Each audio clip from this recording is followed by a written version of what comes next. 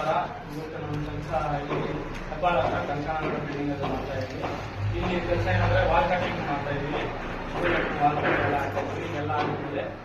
Wall pipe video ಹಾಕ್ತೀವಿ. ನೋಡಿ, like ಮಾಡಿ, ಶೇರ್ ಮಾಡಿ. ವಿಡಿಯೋ ನೋಡೋದಕ್ಕೆ ಧನ್ಯವಾದಗಳು.